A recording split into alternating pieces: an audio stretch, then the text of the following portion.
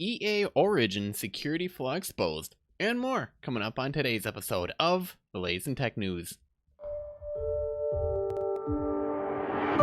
Hey Gadgeteer, you're just in time for the latest episode of the world's only 3-in-1 show on tech, gadgets, and gaming news. That's right, this is the latest in tech news. My name is Taylor American. If you're new here, hit that subscribe button right now so that you don't miss out on the latest episode, but hold off on that like button if you're watching this video on YouTube until you get to a section of the show that you actually like. And what's to like is, oh man, I need a bigger studio. Oh wait, that's what I don't like. What I don't like is my current studio setup. What I do like is I would like a bigger studio setup, so then I won't have to have this weird cut off feeling. I don't know. You guys should really see what I'm working with here. You might be entertained. Maybe I'll do a behind the scenes shot of what I have to work with. If you're interested, let me know in the comments section. But this is also available as a podcast on iTunes, so if you guys are on the go, feel free to go ahead and listen to that. We got a lot of news coming up today, and I know yesterday you're like, well, what happened to all of the gaming news? A lot of gaming news went on yesterday. Yeah, there's a lot of other news that went on too. So today we're going to have a lot of mainly gaming-based stories. So leading off our feature story of EA Origin security flaw potentially leaving 300 million players exposed. We'll also be taking a look at a 30-month email service called Superhuman, which is pretty impressive. We'll learn more about that. We'll also be taking a look at rumors of more foldable Samsung phones floating around and what might be more feasible and what we may see coming forth with. Wow, big words coming out today, big boy words. We'll also be taking a look at Dell's new XPS 15 that finally came out, and in gaming news we'll be taking a look at, well, Apex Legends Season 2, why you might need to worry about a Leviathan crushing you, as well as a new champion or two being introduced. We'll also be taking a look at another alien faction waging war in EVE Online, and why that absolutely blew up the Reddit sub forum. And I don't know, people were jumping off of spacecraft and floating out in space because there's no gravity. I know what you're gonna say. You're like, yeah, you mean fell to their death? No, they just floated because it's space. Duh. And finally, we'll be taking a look at why Blizzard canceled its MMO Titan. Now, if you didn't know, that was in years past an MMO introduced called Titan. It never came to fruition. We'll actually find out what happened, all that and more. But before we can get to that, did you know that a 2018 Pew Research study found that 43% of US adults often or sometimes play video games? And this is where the demographics get kind of interesting, because if you break it down by age group, ages 18 to 29, 49% of women often or sometimes play video games compared to 72% of men. When you get to the 30 to 49 age range bracket, 48% of women have, compared to 58% of men. Ages 50 to 64, you have 29% of men and 34% women. And when you get to 65 plus, you have this really weird combination: 23% men and 25% women, often or sometimes playing video games. Ironically, I think for the older age group, it could probably be more like Candy Crush or Angry Birds. Although, don't count out League of Legends, because we have covered news on that in the past. I'm not making it up. And I guarantee you those age brackets will continue to shift along with the generation, because more generation has been exposed to it than, ones in the past, and this kind of breaks out exactly that way. If you're interested in more, well, Pew Research did a full study on that.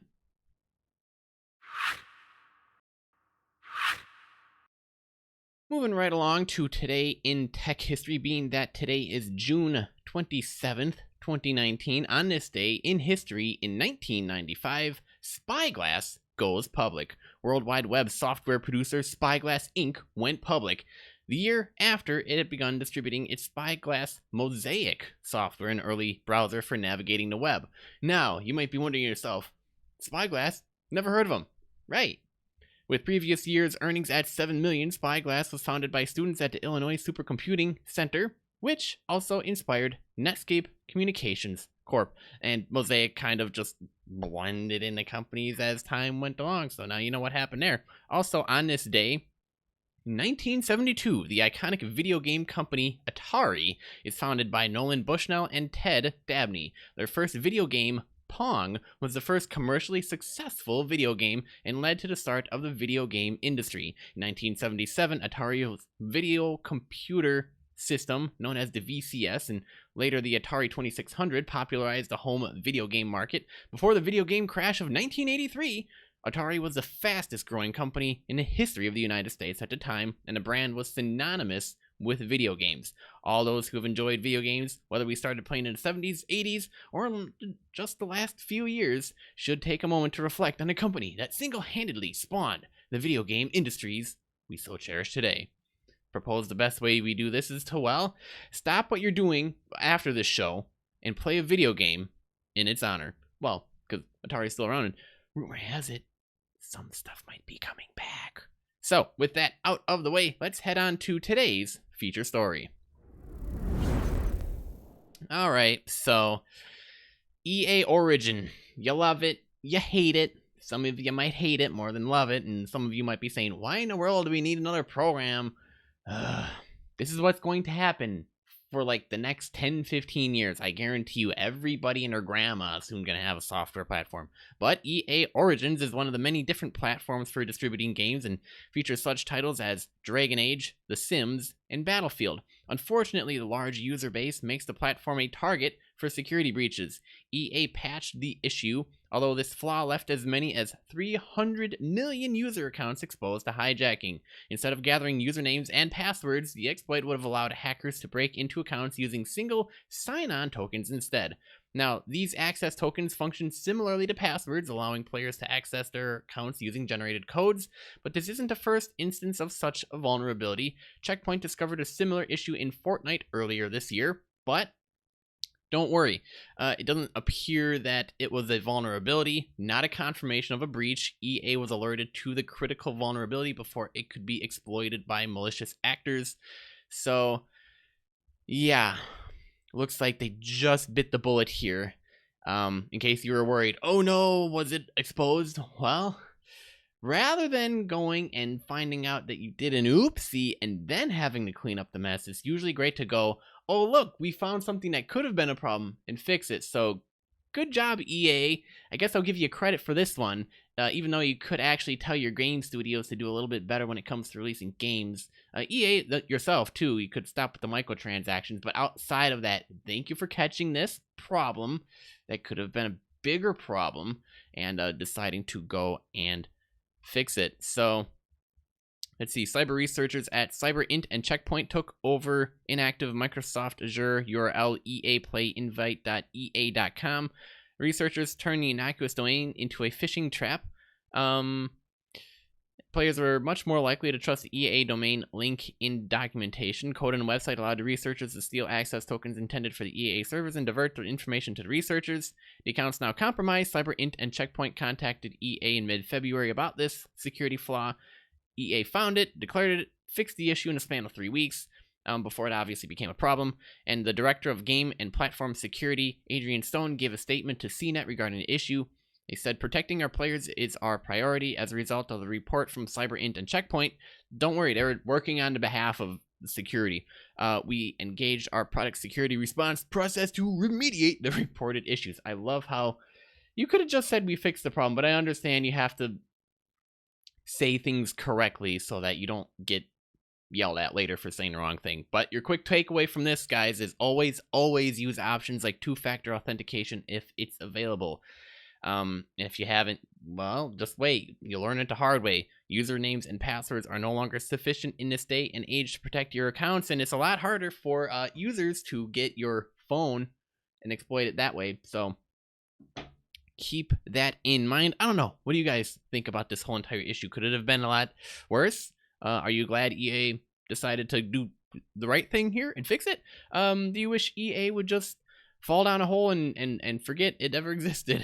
Or actually maybe make games work again and take out microtransactions? I'd love to hear all your thoughts, comments, theories. Slap them below in the comment section on this video. And if you're listening via the podcast, hey, we are on active watch over on Twitter. We are at TechNewsGadget. All right, moving on to some more news here. We got a couple articles from TechCrunch here, and if you guys are interested, you could always head on over to TechNewsGadget.net and get the show notes for this or any other episode.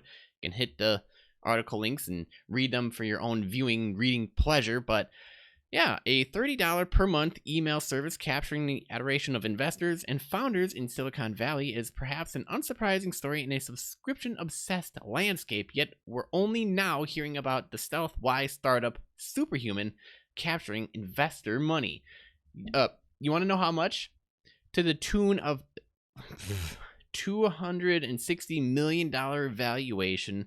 They closed a $33 million Series B fundraising campaign led by Andreessen Horowitz last month. The company has been oddly tight-lipped about its funding for a startup that people just won't stop talking about, although CEO Rahul Vora has justified this as a desire to keep the story on the product, not the money.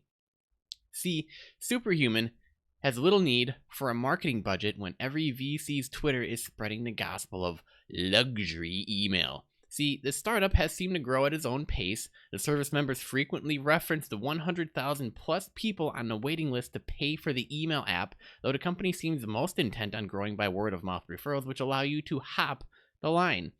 Let's see. The service is designed around helping people that spend several hours in email every day to find areas to cut down on friction. But what's it like, though? Well, the author of this article spent about 6 months paying for the service before eventually unsubscribing a couple months ago. There's plenty to love, though the price can be a bit to stomach when you realize how much you're paying for email compared to other services, namely free options. Superhuman's central strength is speed. Its other strength is that it feels like an exclusive club, though its members probably have nicer things to say about it than the battery. Interestingly enough, speed here, keep in mind when Gmail first was introduced and came out, the individual behind Gmail, I think it was like the director or the main engineer behind all of it, said we should be looking at speeds of 100 milliseconds or faster, near instantaneous communication. And that's kind of the premise that Superhuman was built upon. More on its functional differentiators in a bit, but the culture surrounding the app is a little fascinating. It's a luxury app icon to have on your phone. You won't find the Superhuman app in the App Store. You have to be approved for the service in iOS's test flight, where constant beta updates are delivered. Other founders I've chatted with have been inspired by how Superhuman's onboarding process helps users feel like they're getting a product custom built for them. And they met with the CEO during their 30-minute meeting where he walked me through the product, asked me about my own email habits as he helped me set up my account. The result is a bizarre connection with the product and a team. Example, for 30 days after you set up your account, you get an email from the CEO detailing some tips and tricks for using the service. Not only did I not immediately unsubscribe from these messages, I read almost all of them. When I filled out a survey at the end surrounding what I thought about the service, an employee at the startup shot me an email a few days later with a full response. And they responded to that one as well. But honestly, how many paid services would you expect users to include a line in their signature plugging the service sent via Superhuman and never disable it? And yet the cult of Superhuman kept the author here for a while until their eyes were open at flexing $30 a month, and my signature made me look a little bit like an idiot. But it's actually kind of interesting. Let's see. If you aren't used to the cult of Inbox Zero, the service will drag you into it. The app prompts you to archive, snooze, or delete every email in your inbox, transforming the utility of the service from a simple mailbox into a to-do list. Interesting. Other features like the souped-up email tracking lets you know when your email is opened, and does this much better than free Gmail extensions you've tried. When a founder tried to claim he hadn't seen my email asking him about some problems at his startup, I checked the app and I saw he had opened it no less than 17 times on his phone and PC. Interesting. Before starting Superhuman, the CEO founded Reportive, which LinkedIn later bought. Kind of recreated that service for Superhuman, which really allows you to get into people's inboxes more easily. If you can guess someone's email, a sidebar in the app will populate with a bio of the person if you're correct. This is obviously pretty useful to a journalist, but if you're trying to cold email your way into new opportunities, it can be pretty great as well. And I'm gonna leave it short right here, but man, if you want a luxury email app, you can only get in by referral only, otherwise you have to sit there on a waiting list. Superhuman, what's the link? Let me double check. Superhuman.com. Go ahead, take a look. Let me know what you think. You might be surprised. All right, moving on to some gadget news. Samsung, what on earth are you doing? Namely, the Galaxy Fold hasn't gone on sale, and yet it seems Samsung has caught on full rumors of foldable phones and everything. Based on a number of reports and rumors, Samsung might have as many as 3 more foldable phones in the works. Now, product development at big companies, particularly ones the size of Samsung, typically require a company to have multiple projects in various stages of production going on at any time. But Samsung, what are you doing? Can we at least get an updated release date for the Galaxy Fold before we start hearing about future stuff? Well, ostensibly, by greenlighting a variety of new foldables, Samsung is hoping to cement its leadership in an emerging device category while simultaneously taking advantage of Huawei's recent placement on the United States Entity Ban list to widen the gap between itself and its biggest competitor. But as we've seen with delayed launches for both the Samsung Galaxy Fold and Huawei Mate X, making a foldable phone is really hard, even for the 2 biggest handset makers on the planet. Now, that said, if Samsung is content with burning a mountain of cash to speed up the technology's development and iron out potential issues before devices hit store shelves, well, all more power to it. Although, based on the reactions some other people had to say about the $2,000 list price for Galaxy Fold, it might be in Samsung's best interest to figure out a way to make its future foldables a bit less expensive. Although I understand it's new technology, so it's probably going to take some time. It's probably going to take like 12 to 24 months for it to finally see any incremental price drop. Regardless, with so many devices in some state of production, it's probably time to break down everything we know about Samsung's current and future crop of foldables. Starting off with the Galaxy Fold.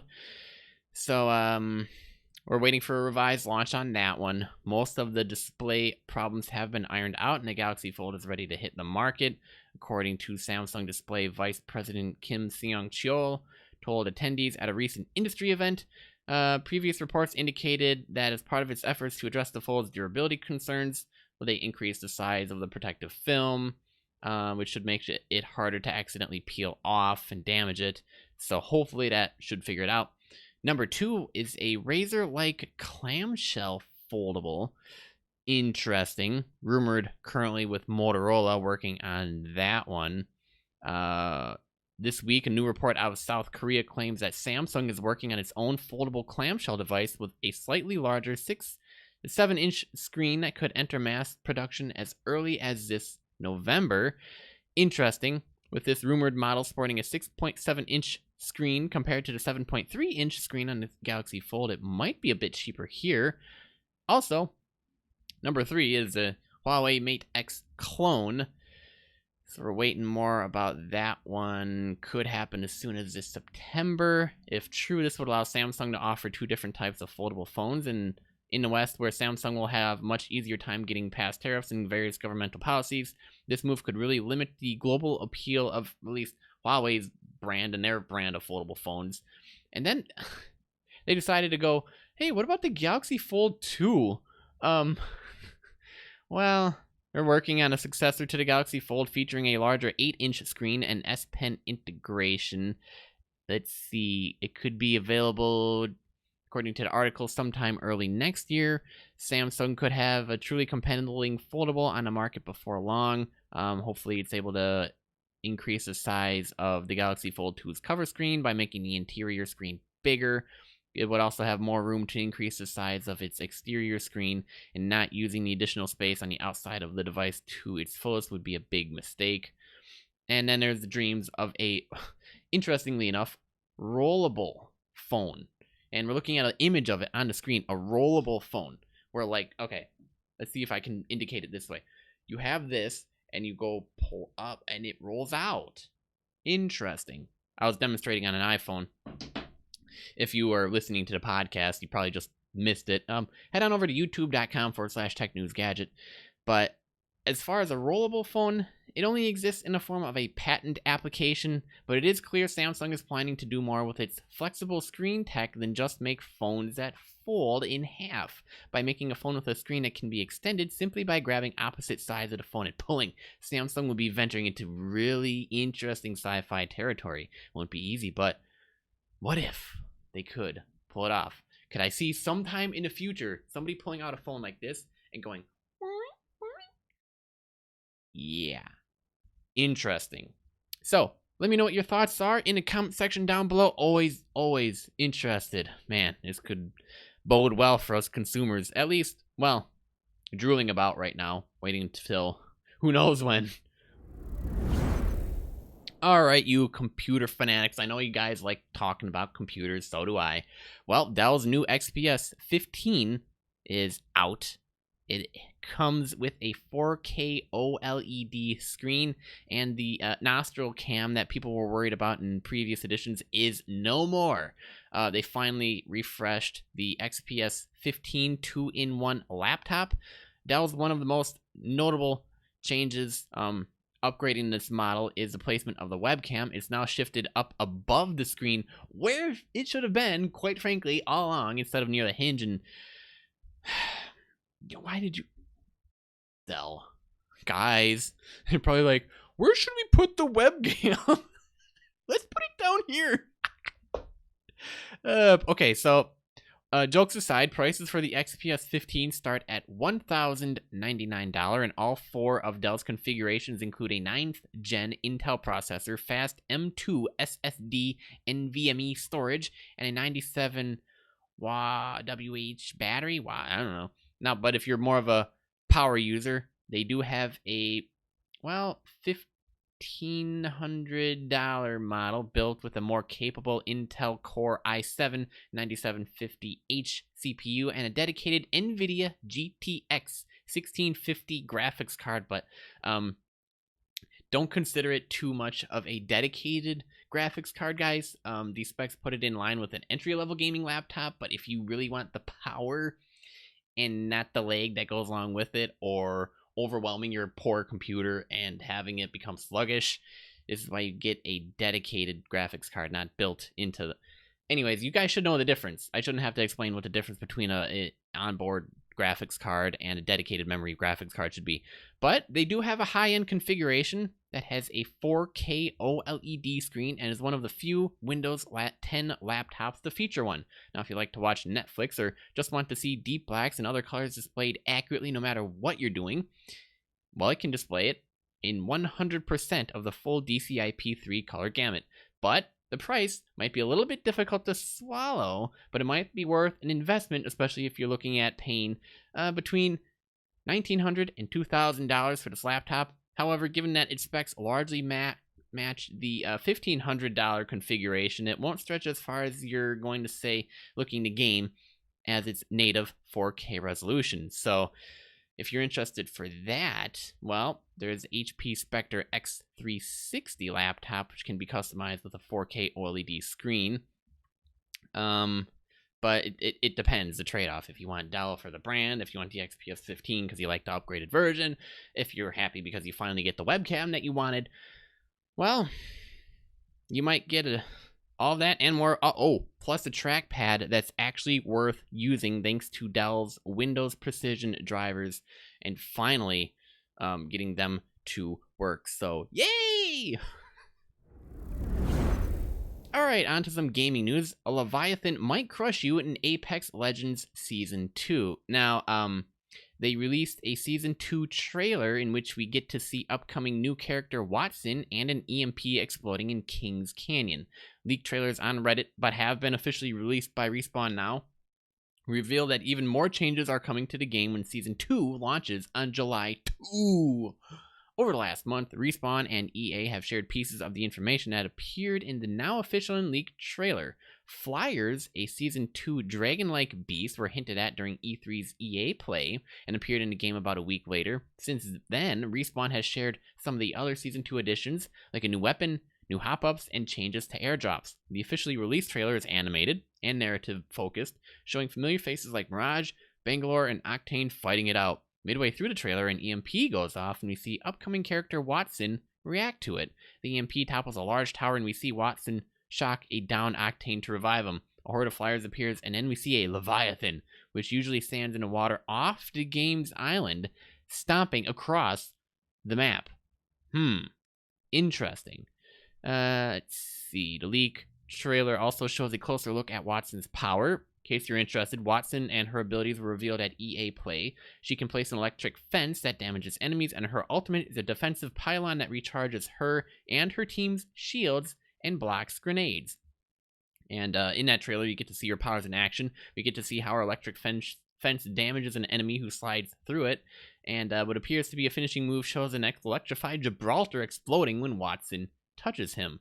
Interesting, few new Battle Pass weapons and character skins, and emote players can perform while skydiving, and badges for the upcoming ranked mode along with their tier names. Finally, we have it on here. There is Bronze, Silver, Gold, Platinum, Diamond, and Apex Predator. So if you're a little bit underwhelmed by Season 1's Battle Pass, who's to say how Season 2 Battle Pass will play out? But woohoo, we get ranked mode. Yay. But well, we'll find out exactly what happens. We'll be able to get a flyer in a cage. Will we be able to unleash it to fight? We'll be standing around there. Will we get squished by a Leviathan? I don't know. Do you play Apex Legends? What is Apex Legends even? Drop your thoughts in the comment section down below. Would love to hear what you guys think.